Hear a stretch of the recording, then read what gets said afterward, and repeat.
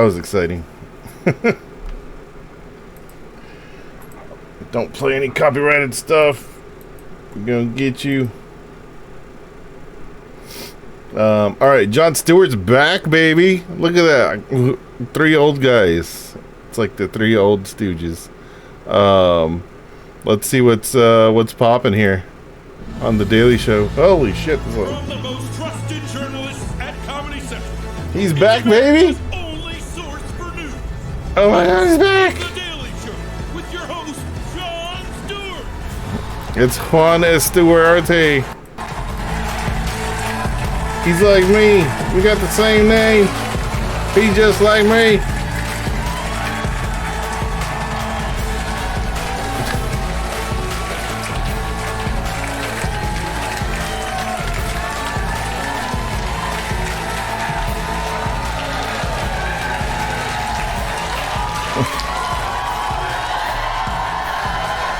He's back.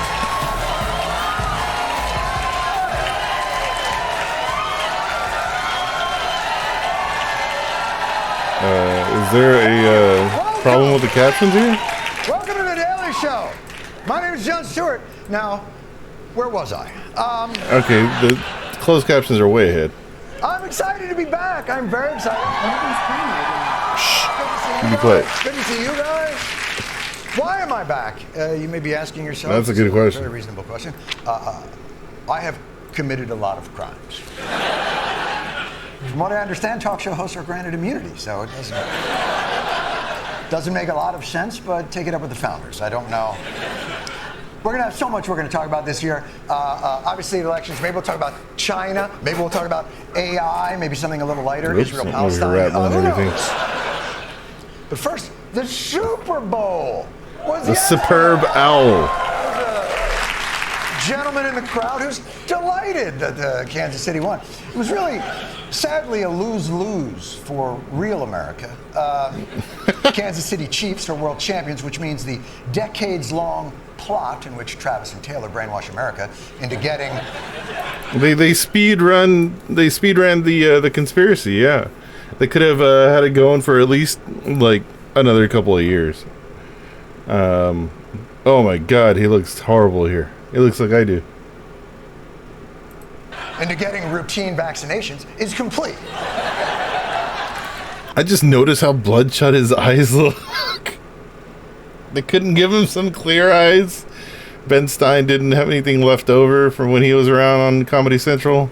But it was really kind of a no-win for conservatives. I mean, if the Chiefs lost, who wins? The People's Communist Republic of Gay Pelosi Stan. Oh, okay. It's almost like the right's ridiculous obsession with politicizing every aspect of American life ruins everything. But now that it's over, 9 months till the election, people! All right. Let's go. And the exciting part is we already know our candidates. It's, drum roll please, these guys.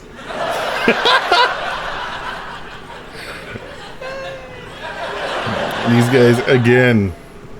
You better like it, or else. That's why tonight we're debuting our election coverage, Indecision 2024, American Democracy. Oh, I get it. Democracy. It's a homophone. We didn't change the sound of the word, but we added a K, which makes it wittier. How about Indecision 2024? Electile this one. We changed the one letter. You still got it, folks. Are you disappointed yet? So Joe Biden and Donald Trump. And by the way, this weekend, the big news was the special counsel report on Joe Biden's handling of classified information. The special counsel's report fantastic story. Details of what it calls his diminished faculties. Hey, it's like he does what we do. He's sitting here watching the nightly news, and they call it news. What is this? And faulty memory. Writing, if charged, Mr. Biden will likely present himself to the jury, as he did during his interview with our office, as a sympathetic, well-meaning elderly man with a poor memory. I think I watched that Where video. did I park those documents?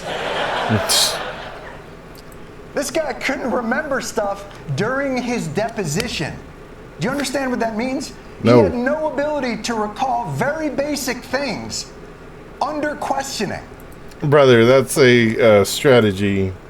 Basically, like pleading the fifth. If you say I don't remember or I misremembered, famously Roger Clemens, that is the strategy. Sure, he's an old man. Yeah. Am I defending Joe Biden? Probably, unfortunately. But there's a lot of things that you do under oath in order to not look guilty, right?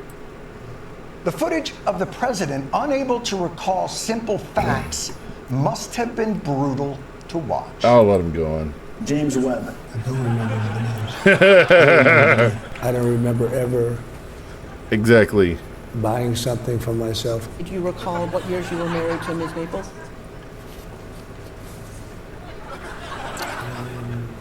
I mean, I don't remember that. Okay, as good as my memory is, I don't remember that. But I have So you don't remember saying you have one of the best memories? I don't remember.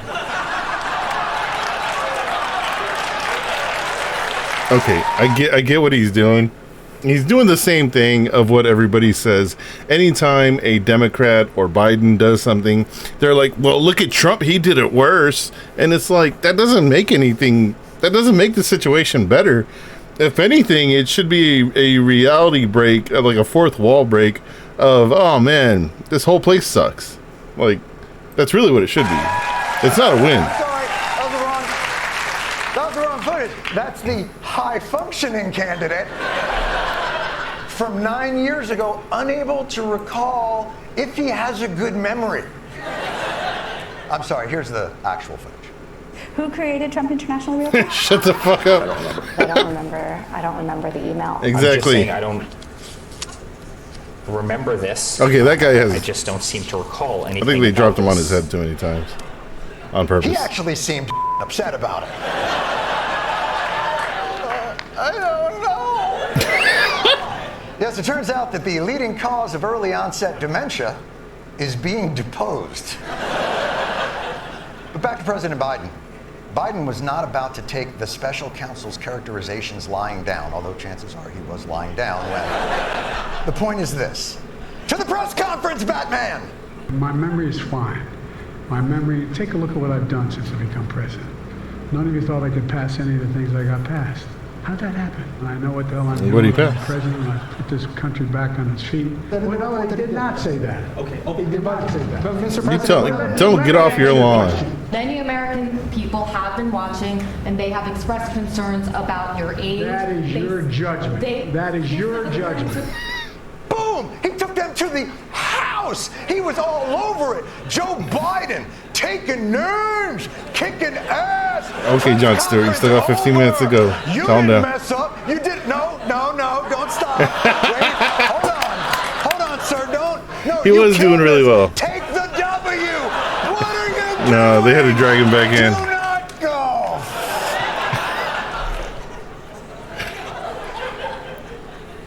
Allow me to present to you a one-man show about what Joe Biden's advisors were doing when he turned around and went back to the podium.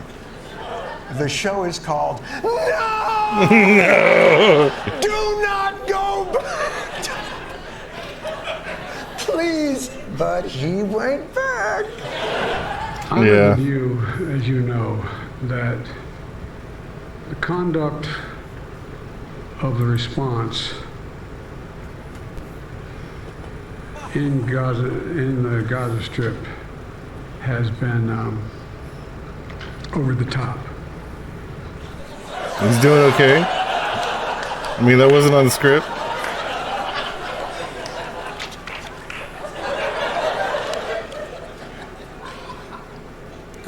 Garbanzo. Garment. Gaza.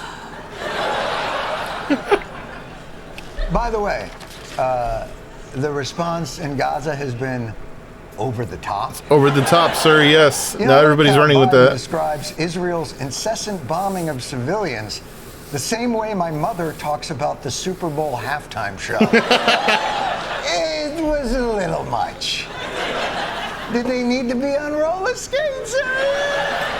I didn't know Usher was a roller skater like that, by the People way. will love it, but with the abs and the twirling. And the hits kept coming.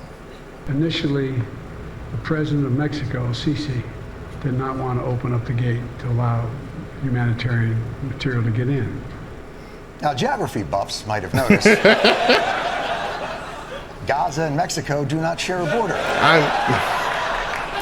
Everybody knows that every country on the southern border is Mexico. It's a fact.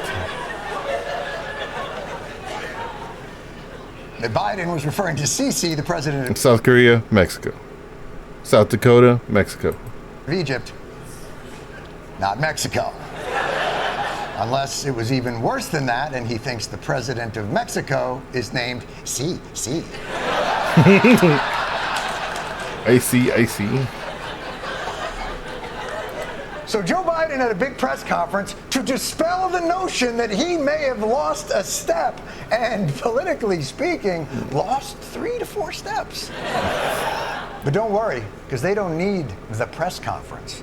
The Super Bowl was on Sunday, and the president was offered a chance, as per tradition, to do an interview where millions and millions of people could see him competently and clearly lay out his 2024 agenda. Or he could just turn that down and do what this is. The Biden-Harris campaign joined TikTok over the weekend. The first video was released during the Super Bowl, and it shows President Biden answering questions related to the big game. Game or halftime show? Game. Jason Kelce or Travis Kelce? Mama Kelsey, I understand she made 2 words. Don't talk more than that. Stop. great chocolate chip cookies.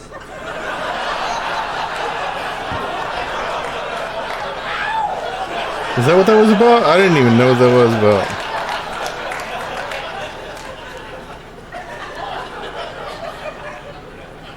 Fire everyone. Everyone. How Accurate. do you go on TikTok and end up looking older? Didn't have the filter So on. yes, everyone spent the entire weekend talking about whether the Democratic choice for president is mentally up to the challenge of the world's most demanding job. So what was his opponent saying this weekend? We have to win in November, or we're not going to have Pennsylvania. They'll change the name. They're going to change the name of Pennsylvania. What? I can't believe I've lived in New Jersey this long and have been mispronouncing Pennsylvania. Apparently the emphasis is at the end of the line. Yes, it should be noted, while concerns over any president's fitness and acuity are legitimate, especially those at an advanced age, Biden's opponent also seems to live at the Villages. So, I mean, yeah. the question then becomes, what the are we doing here, people? Ooh, wait. No? That is the proper question, That's yes. a nice Indecision 2024 title. Yeah! I mean, you've been running with that for 24 years now, or more. Let me tell you something. Biden's lost the step, but Trump regularly says things at rallies that would warrant a wellness check. All I know about magnets is this. Give me a glass of water. Let me drop it on the magnets. That's the end of the magnets.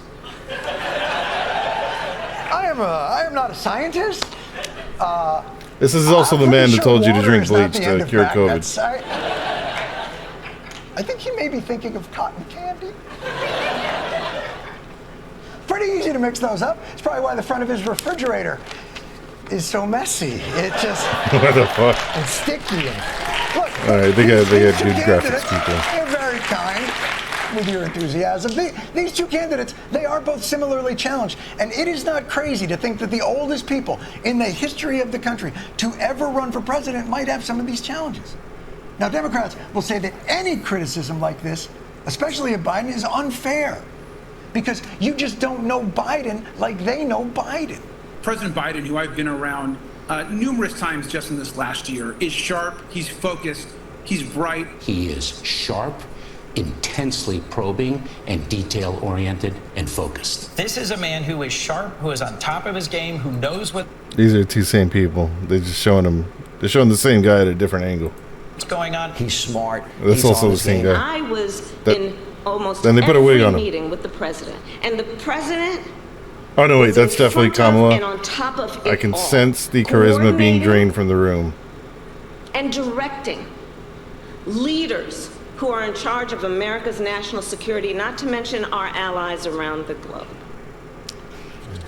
Did anyone film that? Good question. Because if you're telling us behind the scenes he is sharp and full of energy and on top of it and really in control and leading, you should film that. That would be good to show to people instead of a TikTok where he goes, cookie.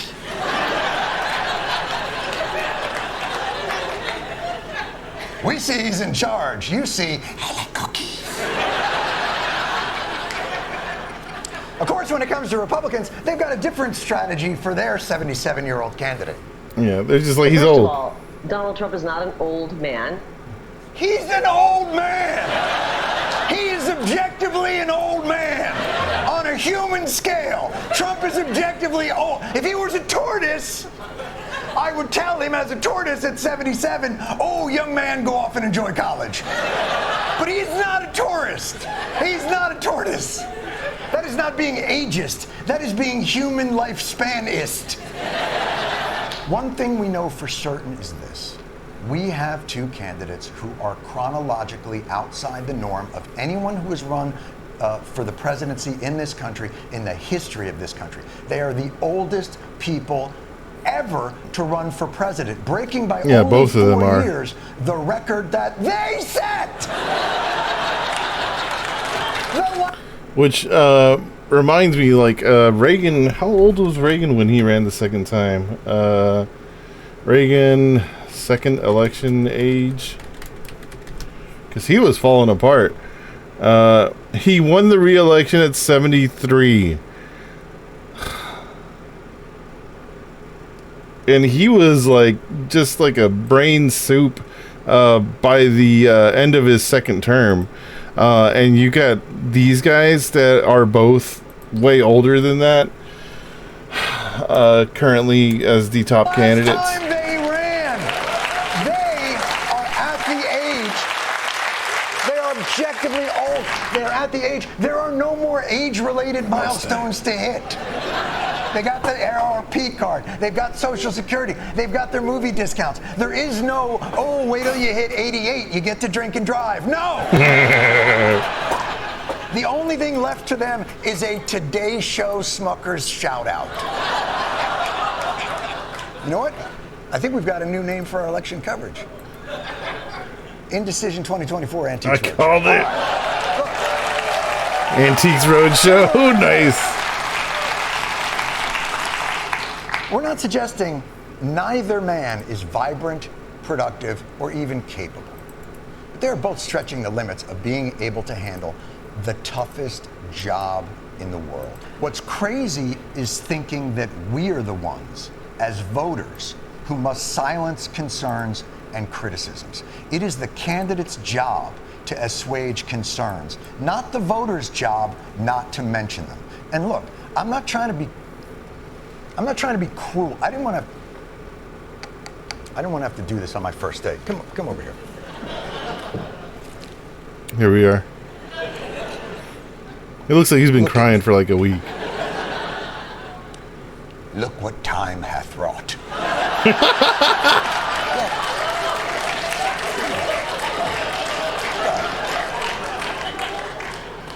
Give the kids a treat of the lunar surface here. Look at this. I'm like 20 years younger than these. This. Look at this. They wish. They wish. Yet we're not electing him. That's such a Lamborghini. Here's the truth. And if you think like, oh, 20 years isn't that long, this is me 20 years ago. Yeah. I'm going to say he looks much better. Yeah. Look at that fine young lad. I agree. And perhaps it was my mistake for sleeping in a meat dehydrator.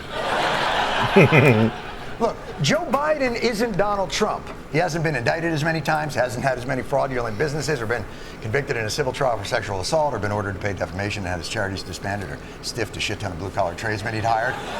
Should we even get to the grab the pussy stuff? Probably not. But the stakes of this election don't make Donald Trump's opponent. Okay, so one thing that he's not doing is he's not mentioning any third-party candidates or anybody else, any other options. These are your two options, and that's it. You either vote for the old guy or you vote for the other old guy. You want either full-on Hitler or you want 99% Hitler. As far as, genocides and wars go, bombing just random countries like Yemen and Iraq and Syria, and then having an ally bomb the shit out of people that are holed up in a city that is Rafah, where 1.2 million people, I believe, or is it 1.5 million people are compact into a tent city, and they just continue to bomb them, and he's doing little to nothing to prevent that from happening. Other than saying it's a little over the top, don't you think? And then as Netanyahu just continues to bomb the shit out of everybody living in tents that they've previously displaced and told that was a safe area to be in. So yeah, I mean, what are our choices here? Really, is he just saying that our choices are zero? That we have to do what the bidding is? Because that seems to be the only message that's been pushed so far is, hey, look at these old guys, and nothing beyond that, other than we're gonna laugh at them for the next 11 months, and then I guess the show goes on.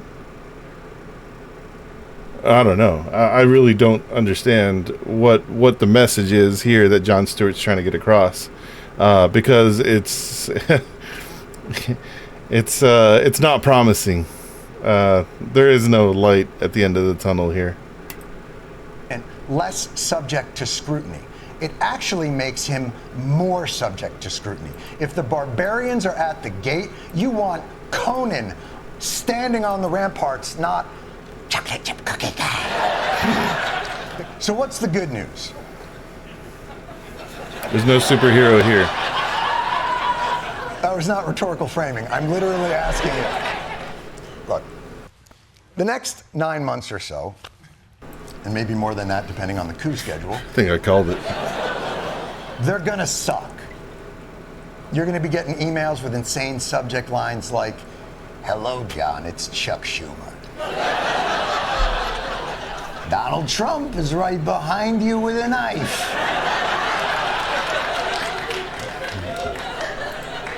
Donate." You're going to get inundated with robocalls and push polls and real polls, and people are going to tell you to rock the vote and be the vote and vote the vote and finger bang the vote. And it's all going to make you feel like Tuesday, November 5th is the only day that matters. And that day does matter. But man, November 6th ain't nothing to sneeze at, or November 7th. If your guy loses, bad things might happen, but the country is not over. And if your guy wins, the country is in no way saved. I've learned one thing over these last 9 years. And I was glib at best and probably dismissive at worst about this. The work of making this world resemble one that you would prefer to live in is a lunch pail job, day in and day out, where thousands of committed, anonymous, smart, and dedicated people bang on closed doors and pick up those that are fallen and grind away on issues till they get a positive result. And even then have to stay on to make sure that result holds. So the good news is, I'm not saying you don't have to worry about who wins the election. I'm saying you have to worry about every day before it and every day after. Forever.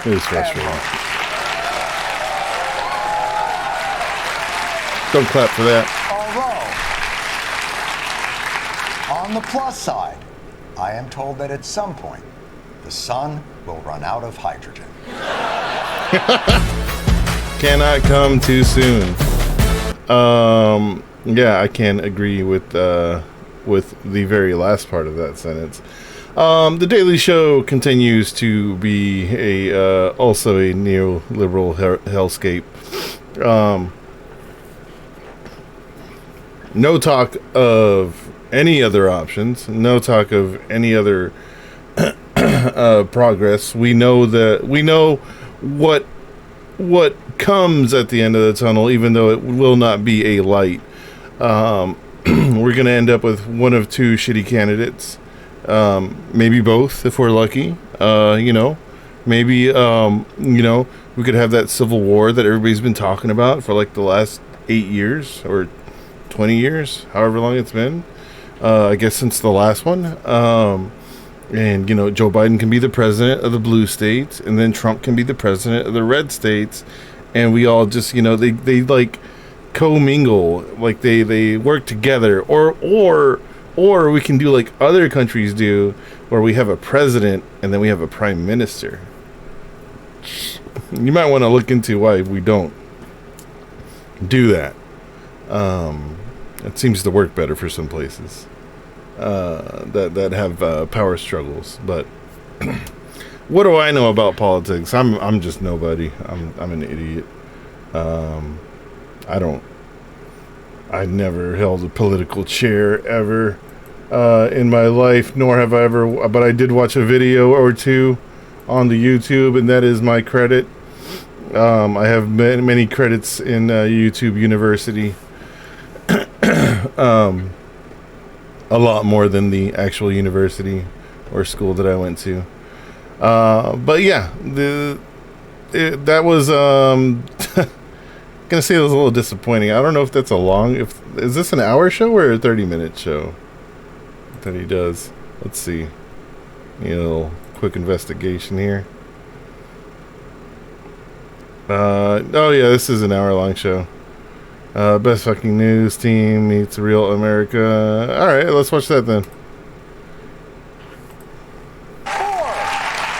the next 9 months, the news media is going to be overwhelming you with non-stop election coverage, and we want to be a part of that. Yeah, so we're baby. Bring you our wall-to-wall election season coverage with the best fucking news team going. We got our very own Desi Leidick and Michael Costa. Desi, welcome. Michael, welcome. Desi, I'll start with you. Where are you going to be reporting? She's in everyday America at John, the diner. I'm going to be spending the next 9 months here in a Michigan diner because diners are where real Americans eat. The people are gritty, the menus are sticky, and the chickens have fingers. You're not at the right diner, I'll be lady. in the same diner as Desi, but the realer part of the diner. Not the booth section with all the coastal elite Democrats and their fancy back support. I'll be spending the campaign at the counter with the Trump voters because realer Americans want to sit at the bar stool on their coats. John? Michael, what do Trump voters think about this election? Oh, they're excited for President Trump to win the presidency a third time and enact his agenda. Third time. Are they talking about border wall, tariffs? That's what they're excited for? No, I would say the vengeance. Total and utter vengeance. One woman I met, Irene, retired nurse, she said that she hopes that Trump will, quote, split the skies and rain fire upon the states of blue. His terrible blades sundering his enemies until nature herself bows before his dominion and his name is carved upon the moon. End quote. Yeah, that's actually, I think that's a real quote, honestly. Is there also enthusiasm on the Democratic side, does it? Oh, the Democrats are pumped for Joe Biden. Whether it's this Joe Biden or maybe someone else who changes their name to Joe Biden. That's probably a winning strategy, honestly. Everyone's excited and no one's crying in the bathroom. It sounds like things Claudia or Cornell change their name to Joe Biden. What can they do? It's Dulce Sloan, everybody. Dulce, I'm sorry, it looks like you're outside. Why aren't you inside the diner asking people what they think? I know what they think. It's what everybody thinks. This is the same shit all over again. It's just a reboot. We need more than just the same show with an older yet familiar face.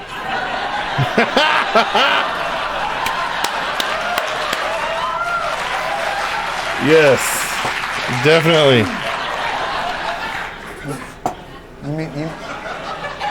You talking the two candidates? You're talking about the. Yeah. Okay, if it's 9 more months of that, then I'm down. Let's go. Yeah, I mean, I already had this job.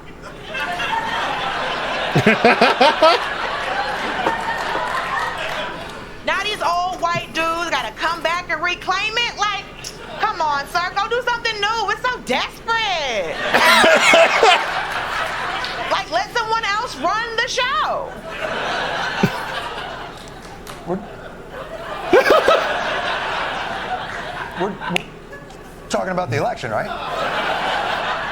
I said what I said.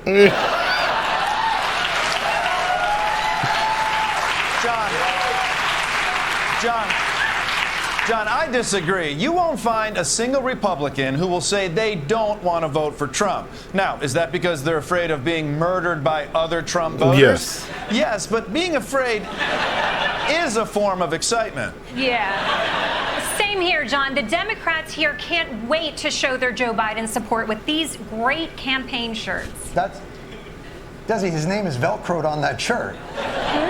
No. Yeah, no. What's underneath the name, Desi? What?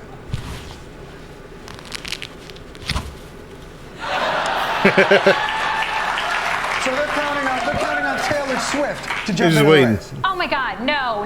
Why? Has she said something to you? No. Listen, guys, thank you so much. It's going to be a great campaign. Is that Ronnie Chang behind you, Devin?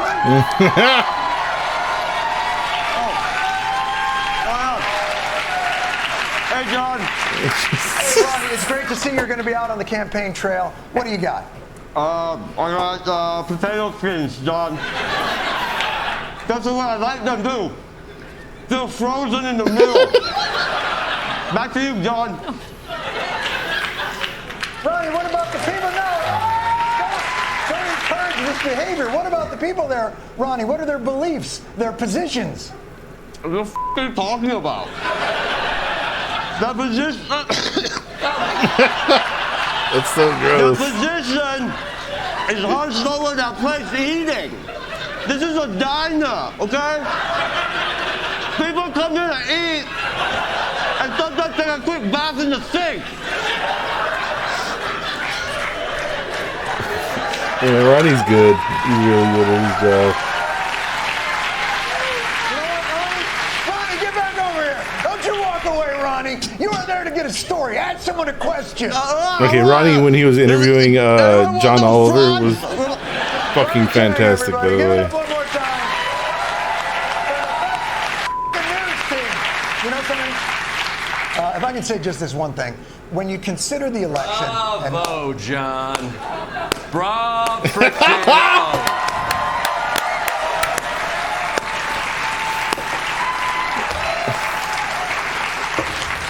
That's good. Well, it's Jordan Klepper, everybody. I didn't see you there. You must have snuck up. Shouldn't you be out somewhere talking to insurrectionists in a parking lot? Oh, biting, John, biting. You must be so proud of yourself with all these little satirical bits exposing the absurdities of our political process. Well, I mean, it was fun. We had a fun day. We had fun making this stuff up. Oh, I bet it was. Did you save democracy yet? No, I didn't. Did your 90s brand of snark and both-siderism? Oh, George Bush is dumb. Al Gore's so boring. Wow, searing, John. Klepper's on it. I wasn't really trying to save democracy. I was just trying to...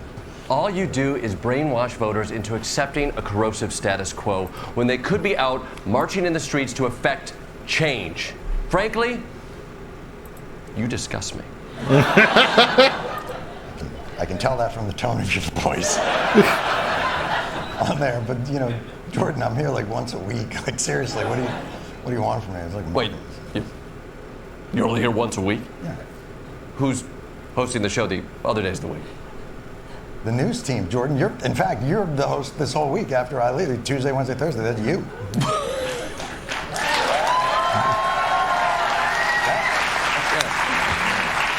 It's great having you back, buddy. I gotta tell you that. This is gonna be so much fun. What we're doing here is important, John. I can't wait to change the world with you, my friend. Thanks very much. Really nice to see you. Good to see you. That's pretty good. Pretty good. Have they posted anything else yet? That was 9 minutes ago. They posted that.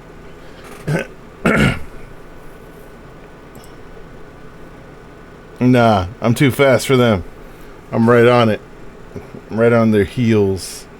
Yeah, it's nice to see the full cast. Hopefully they get some desk time. It seems like Clapper's going to be getting the first week at least. But yeah, they've all done an outstanding job as far as hosting the Daily Show themselves. Like I said, I really liked Ronnie when he was interviewing John Oliver. I think that was a great interview. They've had a lot of other hosts that have been really good. But yeah, as far as Klepper's criticism right there of what Jon Stewart is doing, and also Dulce's criticism of him coming back, I think those are very much on point and speak probably oceans of what the opinion should be. But hey, you know, what can you do? When the old white guys come back and they want a job, it's just like Bob Iger, you know, coming back. They got to fix these things that these young woke liberals have broken. So that's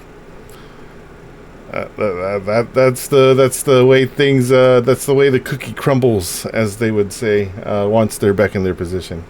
All right, let's see what else is going on in the actual news. That was the funny liberal news. Now for the woke NBC nightly news with Lester. This is all capitalist run media. There's interests that sway the opinions here. You know, even if you're on cable TV, you're still not going to be able to say exactly what you want to say. And if you do continue to say what you want to say, which is completely insane, like Fox News, you'll get the shit sued out of you. So yeah, probably not a good idea to do that. Not here. But yeah, you can lie a lot and then try to sway things in your favor and hope that people are listening and only listening to you. But it doesn't always work. I think with the for those that are interested in world politics and the news, I think we're a little bit more tuned in with social media, not Facebook social media, but other types of social media where you get the news like from the reporters themselves, from the investigators themselves, and not necessarily going to like NBC.com to go get your news. We know who the investigators and the reporters and the people on the ground are.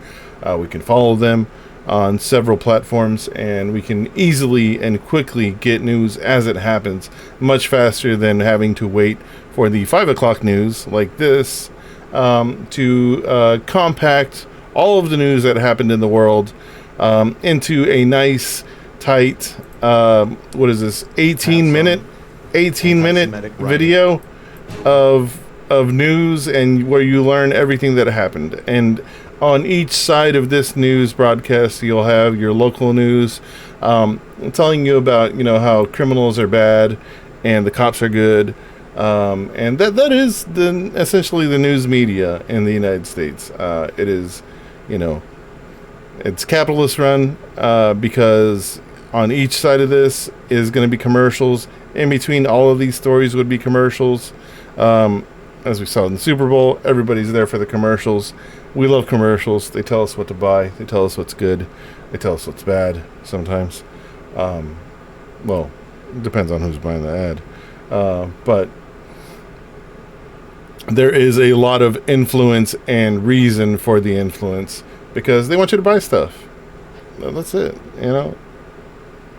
And don't ever believe that these stories might not be here because they don't want you to buy stuff, or they do want you to buy stuff. They're definitely here. Tonight, the chilling new details of the shooting. Oh my God! Can y'all crank up the goddamn audio?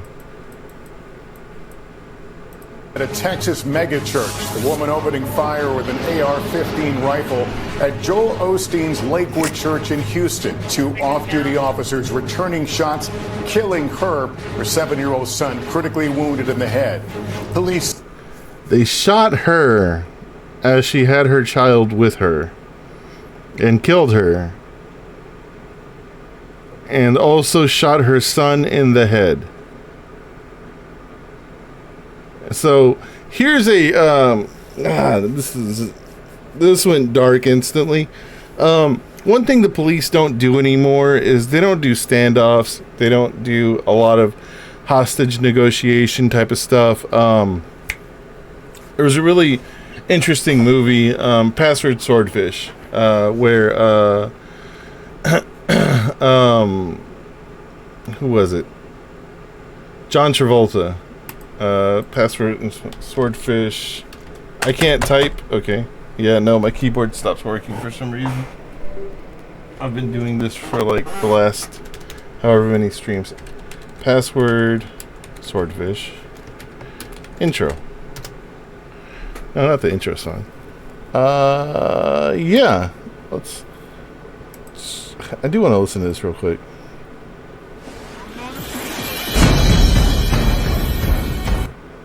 Realism, not a pervasive element in today's modern American cinematic vision.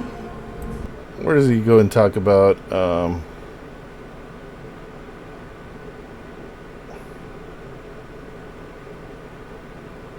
Or maybe you make a frenzy over this. And in a matter of hours, it would be the biggest story from Boston to Budapest. So what he's talking about here is hostage situations, right? And I think a movie that he references in the movie is what is it? Dog Day? What the hell is it called? 20, 30, relentless, bam, bim, one after another. All caught in high I haven't def, watched this movie in computer like enhanced, color corrected. 6 years at least. Correctly taste the brain matter. All for what? A bus? A plane? A couple of $1 million that's federally insured? I don't think so, but just a thought. I mean, it's not within the realm of conventional cinema, but what if? Dog Day Afternoon. Well, there's a problem with that movie. Really? It wouldn't work. How come? Audiences love happy endings. Audiences love happy endings, Escapes right? with the money. Boyfriend gets a sex change. Live happily ever after. No? No. Ah, homophobia. Bad guy can't win. It's a morality tale. One way or the other. Bad guy can't win. Well, life is stranger than fiction sometimes. So I know that kind of cut to the chase quickly, but No guy. so in Dog Day Afternoon, Al Pacino's character kidnaps a bunch of hostages, takes them to the airport, and then basically as they're boarding the plane, Al Pacino gets killed, assassinated, right? So moral of the story is there that if you do bad things are going to happen to you, and there is no happy ending for the bad guy, but there is always a happy ending for everybody else. So similarly here, there are no longer happy endings for the bad guys, as in you go to jail, you go to prison for shooting up a church or shooting up a place. That is I would say it's less likely today. I think with the militarization of the police, what we've seen is less of a standoff and more of an aggressive tactic to end the situation. Not only in this type of situation where there is a shooter on foot, but if somebody's holed up in their house, what we'll see these days is the SWAT team come in and basically use a small tank to essentially destroy the entire house, or at least destroy the doorway into the house, and go after and either try to apprehend the suspect forcefully or just straight up kill him. And that seems to be what's happening these days. Is the police are no longer in the means of trying to capture suspects. They rather just kill them. No matter if they're somebody that's maybe off their meds or somebody that has a child with them. Whatever the case is, that person is guaranteed to die now. So there is no happy ending for anybody. It is the bad guy dies, and everybody loves it because, we love to see the bad guy lose and the good guys win. Her gun had the word Palestine on it, and the anti-Semitic writings they uncovered. The investigation tonight. Also this evening, Okay, first of all, Lakewood Church is a Christian church, an evangelical Christian church.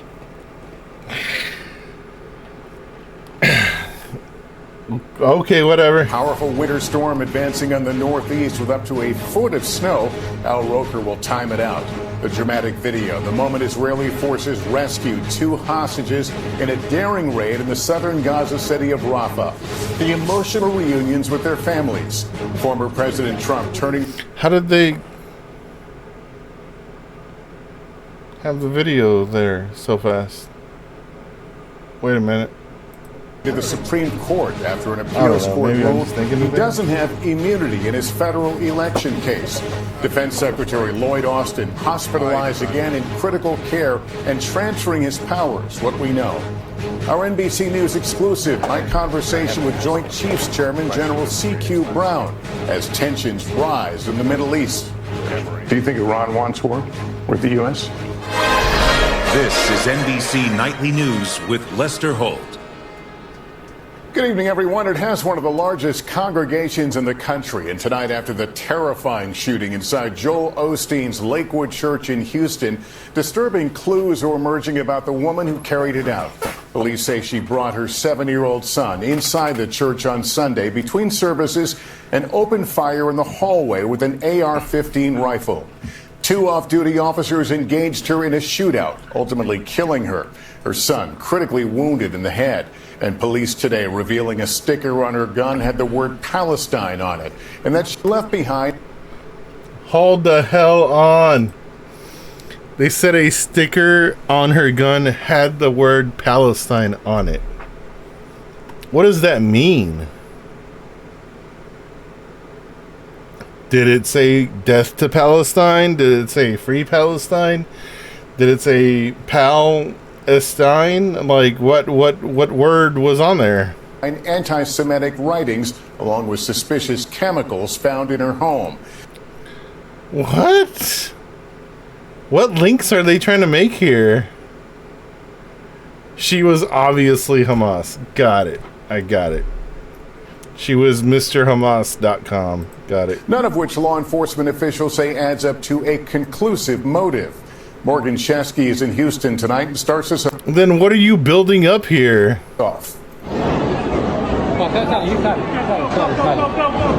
Tonight, chilling new details about the shooter at Joel Osteen's Lakewood Church in Houston, where gunfire Sunday sent members running for cover. They were repetitive. Boom, boom, boom, boom, boom, boom, boom, boom, boom, boom, boom, boom, boom, boom. How many booms is that, dude? Hold on, I gotta go back in time. 1 second. Members running for cover. They were repetitive. Boom, boom, boom, boom, boom, boom, boom, boom, boom, boom, boom, boom, boom, boom. And I yelled, "Mom!" Police identified the shooter as 36-year-old Genesee Yvonne Moreno. Okay, I'm gonna say he's describing the cops shooting her, not her shooting at the cops or shooting at other people.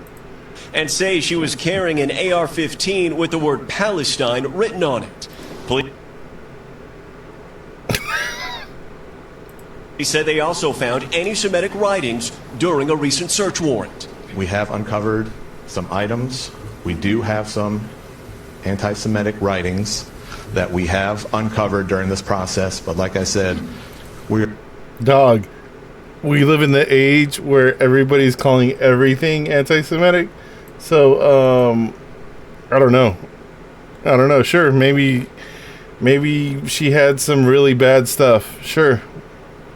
But as far as what we've seen in the last couple months, everything this right here could be considered anti-Semitic to some people. We are 24 hours into it. Investigators say a dispute between Moreno and her ex-husband's family, some of whom are Jewish, may be related to the shooting. At the church, witnesses say the shooter was wearing a trench coat and opened fire almost immediately after walking inside. The first thing that There are so many elements from previous shootings and issues that they're mixing in here. Trench coat mafia, the AR-15 in a church. Wow. I thought that I was I need to hold my kids really hard, and I thought that I maybe will die after that. Police confirming Moreno entered the church with her 7-year-old son and was armed with multiple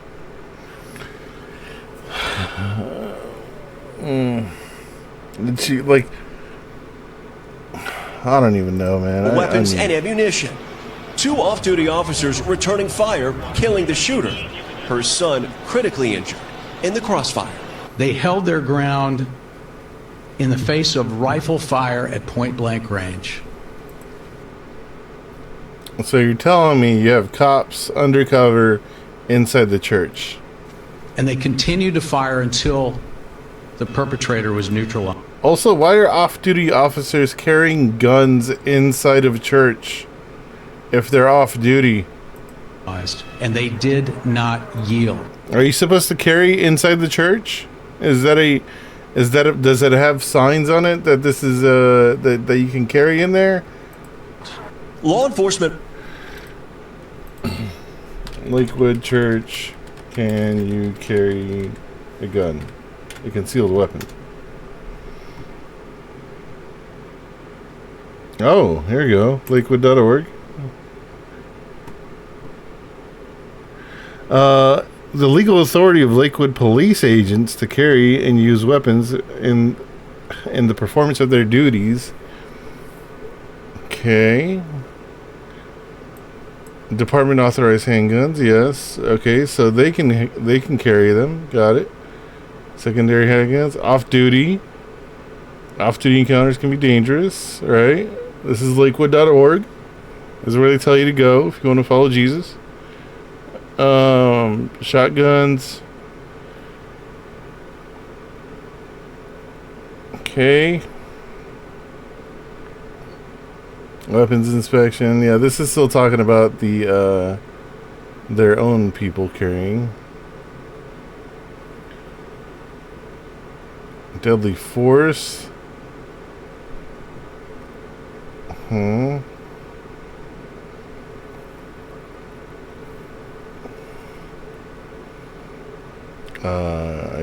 don't know what that's about. I'd have to sit here and read the entire damn thing. Can anybody else carry besides by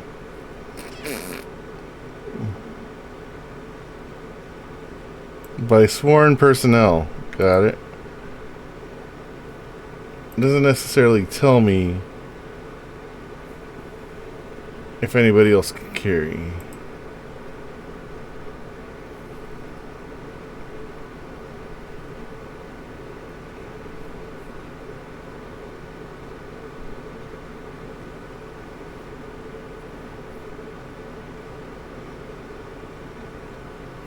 What if I just typed in not allowed? Not allowed. No? How about not? Not?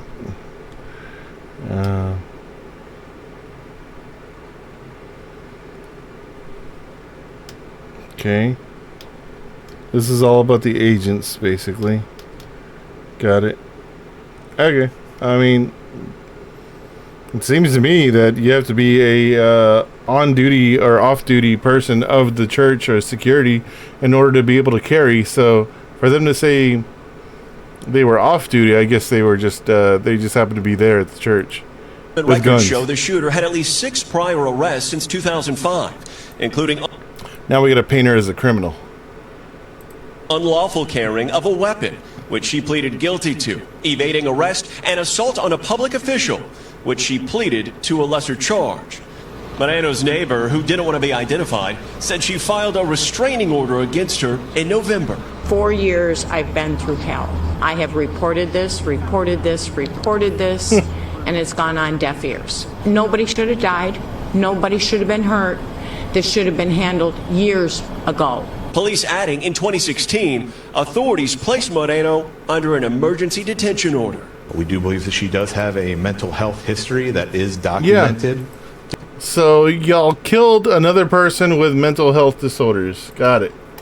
Through us and through interviews with family members. The shooting Sunday came minutes before the megachurch's Spanish service, where one member was wounded but is expected to make a full recovery. We're devastated. Oh my God. I mean, we've been here. Can I get an HD view of that guy? For 65 years and have somebody His forehead does not move. shooting in your church, but you know, we don't understand why all these things happen, but we know God's in control. So, Morgan, are officials looking into this as a possible hate crime? Tell me now. Lester, officials say it is still too early to share any official motive, but they have not ruled out a hate crime or even terrorism as motivating causes. In the meantime, despite the suspect making a bomb threat, even owning ingredients to make a bomb, tonight authorities are making it very clear no explosive. You'd be surprised what you can make with your own chemicals at home, sir. Has been recovered, and no one is at risk of any contamination or exposure Common from a cleaning chemical agents. or one of those bomb-making materials. Lester. All right, Morgan Chesky, thank you. Joining me now is Carmen Bass, former Seattle police chief and NBC News analyst. Chief, we're glad you're with us today. The officials in Houston are calling this a lone wolf type situation, which generally implies no one could see. She was fucking bananas. What do you mean it's a lone wolf situation? They said she had mental health issues. I mean, is there some typical trigger in these kind of cases that you look for? Well, certainly any indication that there's animosity toward the people of the church or the religion or some other thing can often be an indicator. But sometimes there are no obvious indicators of why a person does these types of heinous things. So typically, how do you work a case like this? Well, we don't understand why she did it. She was crazy, though. Yet we're still bewildered. We're going to look at maybe she was Hamas. At her history, she has an arrest history, a misdemeanor, of course, some mental history issues, anything that they can gather or garner from her family. All right. Well, Chief Best, we thank you for coming on, offering some insight tonight. That interview was cut up. Oh my God. Thank you, Lester. Another major story we're following, the massive winter storm on the move tonight. Heavy snow falling over the weekend in parts of Oklahoma, New Mexico, and Texas.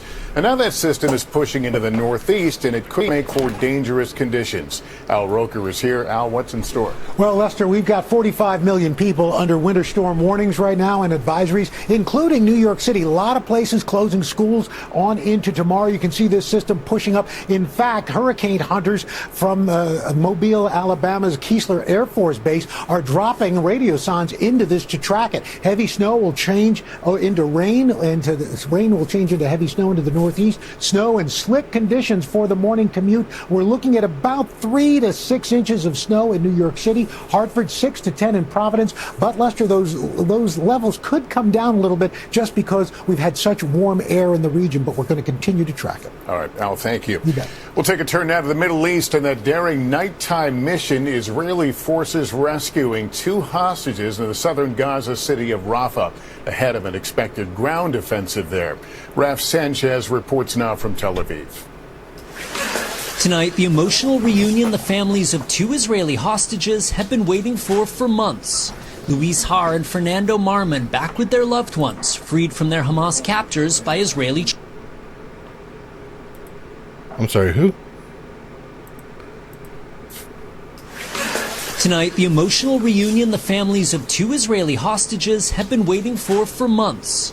Luis Har and Fernando Marman back with their loved ones, freed from their Hamas capture.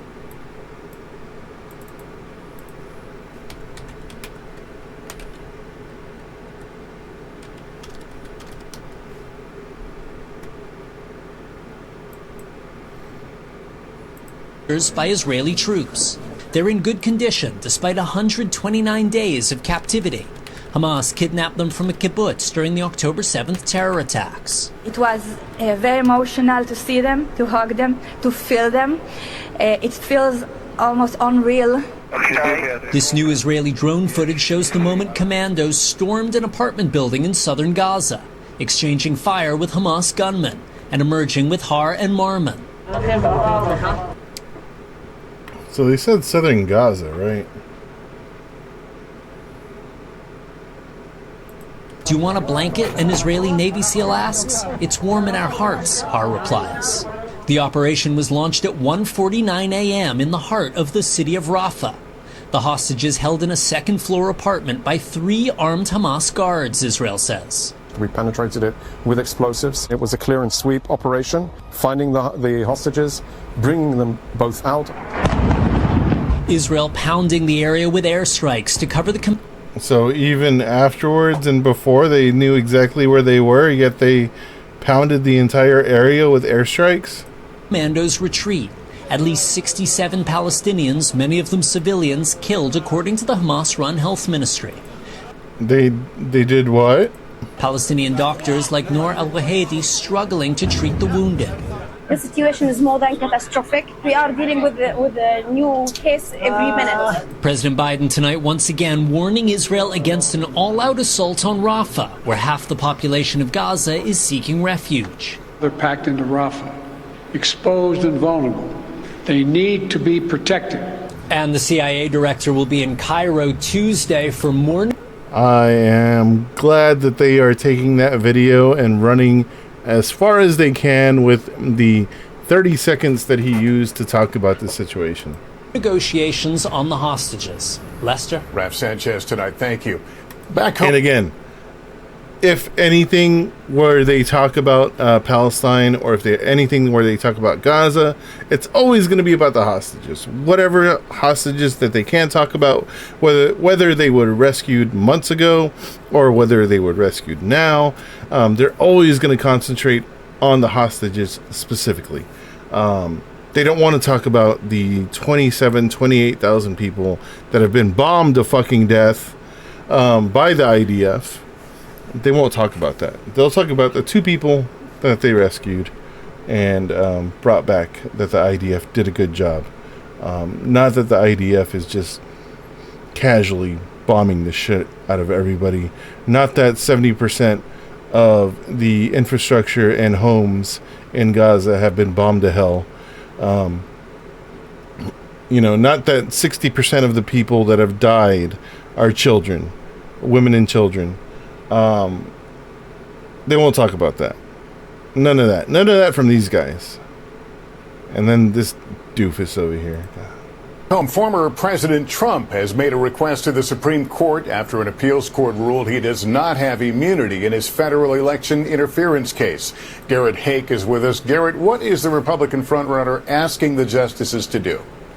Well, Lester, Mr. Trump wants the court to rule that he has immunity from prosecution in this case, and the timeline for the justice's decision could determine if there is a trial before the election. All of this as he's embroiled in new controversy over comments about NATO. Tonight, growing backlash on both sides of the Atlantic over Republican frontrunner Donald Trump's controversial comments about NATO. From the White House. You've heard from President Biden, gosh, I don't know how many times. We will defend, if needed, every inch of NATO territory. That's what the Commander-in-Chief of the United States ought to be saying when it comes to NATO. That guy is a piece of shit. Fuck John Kirby. To America's closest ally, the UK. I think what was said was not a sensible approach. All after former President Trump recounted talking to a NATO member, suggesting he would encourage Russia to attack a country that had not met its financial obligations to the alliance. If we don't pay and we're like attacked a mob by boss. Russia, will you protect us? I said, you didn't pay? You're delinquent? He said, yes, let's say that happened. No, I would not protect you. In fact, I would encourage them to do whatever the hell they want. You got to pay. The NATO treaty requires an attack on one country to be treated as an attack on all. While NATO countries have also pledged to spend 2% of their GDP annually on defense. But many don't. 2%. And that, Mr. Trump's Republican allies insist, was the point of his remarks. That's simply the president telling... That's literal extortion.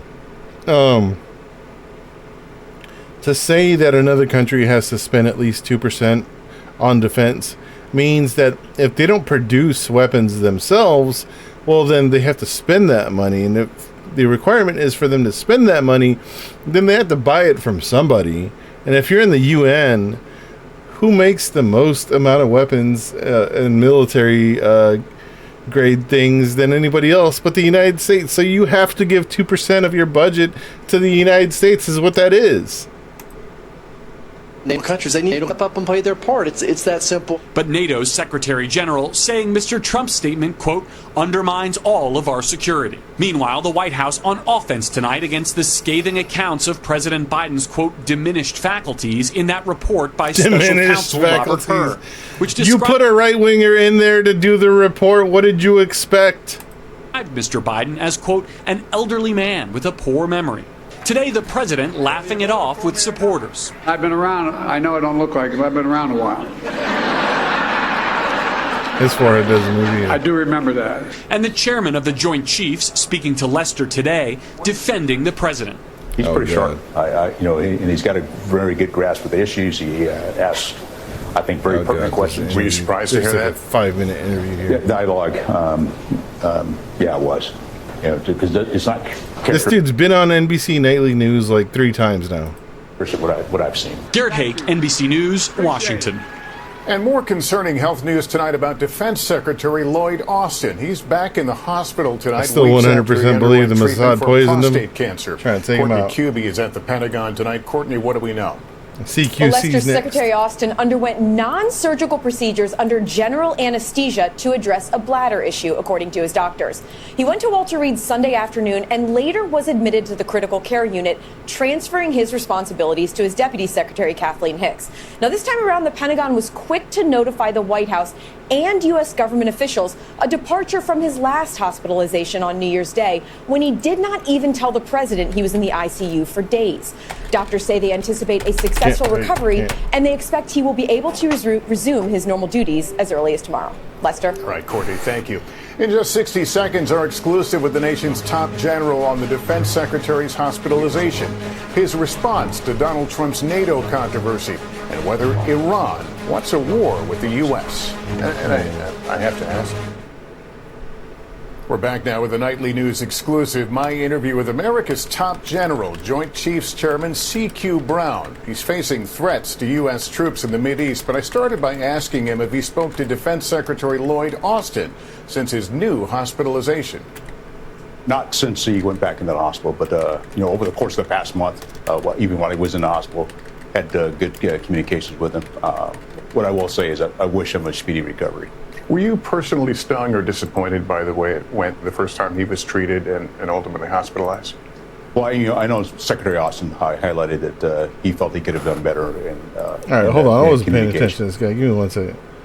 Okay, he's talking about Secretary Austin. Got it. Again, from my perspective, the communication I had, the things I needed to do in my role as the chairman of the Joint Chiefs, I didn't have. So last time he was on here, he wasn't saying anything specific. He was just kind of like BSing pretty much and saying that there was a line where he said that he thinks his son is proud of him. And it was like because like he serves in the army or something, and so it was just complete opinion, like his own opinion that he's imposing on his own child, and it's like, what are you doing? Like, why do we need to know that? But that was what he finished with the last time. So yeah, I want to see what he says here for the next 2 minutes. Fucking weirdo. And I pressed him about those controversial comments by Republican frontrunner Donald Trump regarding NATO. What do you take of that? Well, we have an alliance, and we have a strong alliance. I think we have a responsibility to uphold those alliances. It's part of your role right now to reassure NATO that despite what they may hear, that the U.S. is still committed? The U.S. is committed, and that's the message I communicate. That's the message that's been received. On Friday, General Brown visiting Navy ships just returning from the Middle East. Part of your job is providing the president military options. When it came to what we're seeing in the Middle East right now, what was the overriding requirement of the plans you came up with? Well, without getting into details, I'll just say that the broad areas that we focus on is one, to deter any further aggression, not let the conflict broaden. At the same time, protect our forces. Do you think Iran wants war with the U.S.? I don't know that they do. Having watched Iran operate, they will do things through their militia groups and others to put pressure to achieve their objectives. At the same time, not looking for a broader conflict with the United States. And during this Black History Month, I asked America's top general about this video that made headlines where he spoke passionately right after the death of George Floyd. I'm thinking about wearing the same flight suit with the same wings on my chest as my peers. And they being questioned by another military member, are you a pilot? And you were in the Pacific Air Force then. What made you do that? Our youngest son, on a Sunday, called my wife and I, and he was really struggling with the death of George Floyd. And it bothered me as well. And, our son asked me, there it is, Dad, what is Pacific Air Force is going to say? And at the that's from the preview. Look at he's dressed differently. Time, I'm the commander of Pacific Air Force, and so what he really asked me, Dad, what are you going to say? Had no intent for it to go as broad as it did, but I'm glad it did. I think it gave a voice to many because they were feeling much of the same.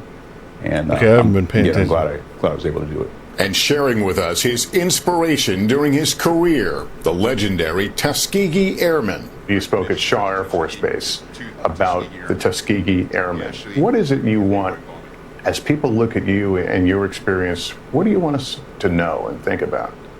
Opportunity. Hold on. 1 second.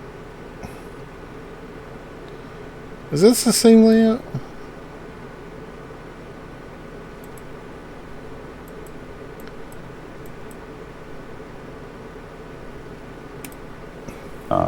I can't tell if they spliced two interviews together. All I've ever wanted or not. My Air Force career is just an equal opportunity to compete, and not judge me based on the color of my skin, but judge me on the merit of my capability.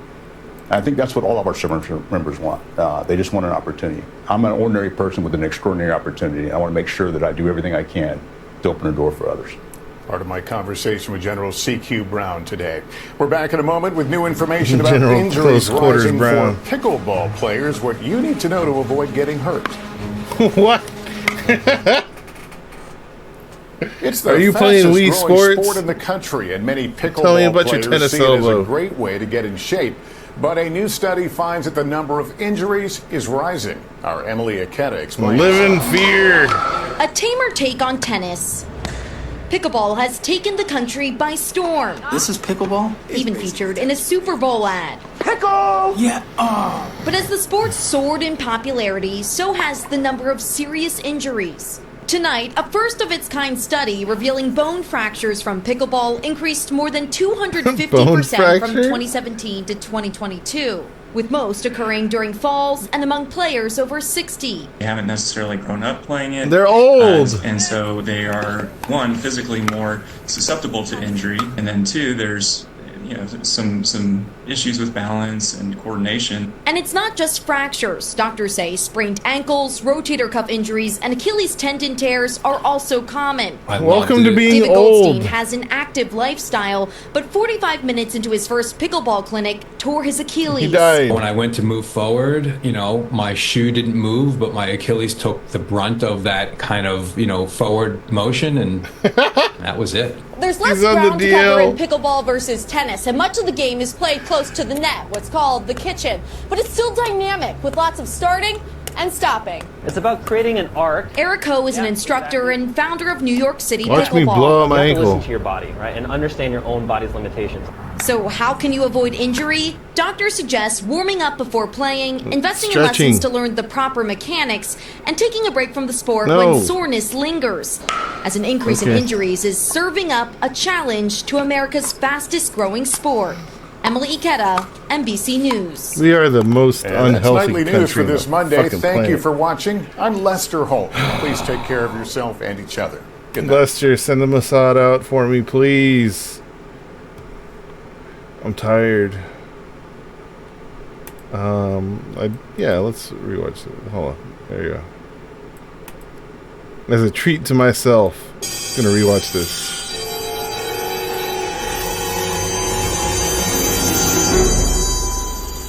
the problem with Hollywood is. They make shit. Unbelievable, unremarkable shit. Now, I'm not some grungy wannabe filmmaker that's searching for existentialism through a haze of bong smoke or something. No, it's easy to pick apart bad acting, short-sighted directing, and the purely moronic stringing together of words that many of the studios term as prose. No, I'm talking about the lack of realism. Realism. Not a pervasive element in today's modern American cinematic vision.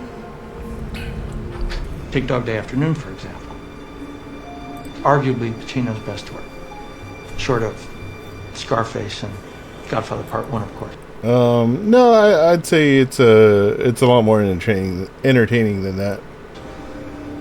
Masterpiece of directing, easily Lumet's best. Definitely. The cinematography, the acting, the screenplay, all top notch. But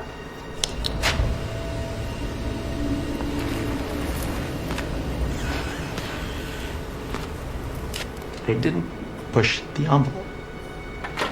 Now, what if in Dog Day, Sonny wanted to get away with it, really wanted to get away with it? What if, now this is the tricky part, what if he started killing hostages right away? No mercy, no quarter.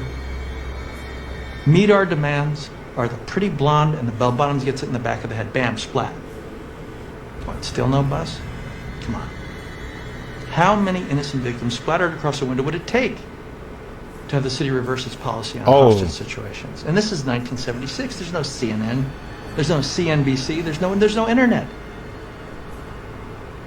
Now, fast forward to today, present time, same situation.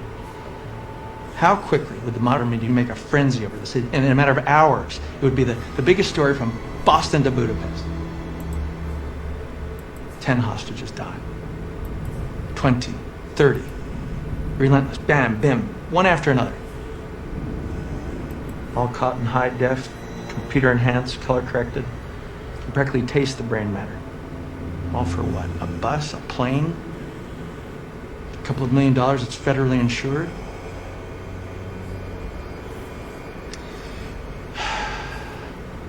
I don't think so, but just a thought. I mean, it's not within the realm of conventional cinema, but what if? Well, there's a problem with that movie. I do like Don Cheadle in this movie, Really? though. It wouldn't work.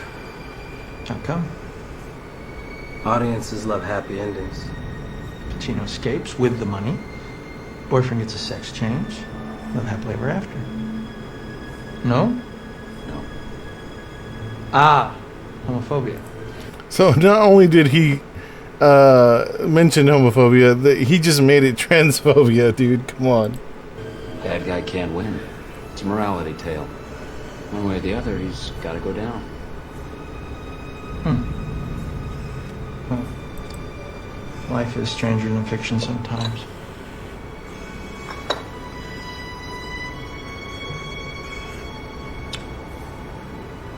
You know, guys, I gotta go. Got a jet. Thanks for the coffee.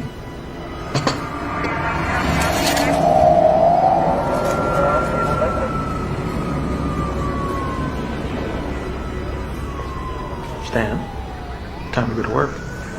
Coming? Come on, Stan. I won't say it again.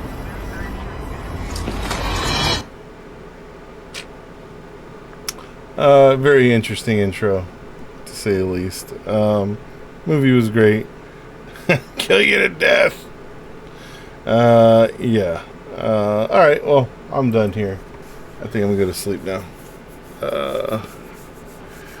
I just felt like running. Yeah, so I'll be back on maybe Thursday. Alright, laters.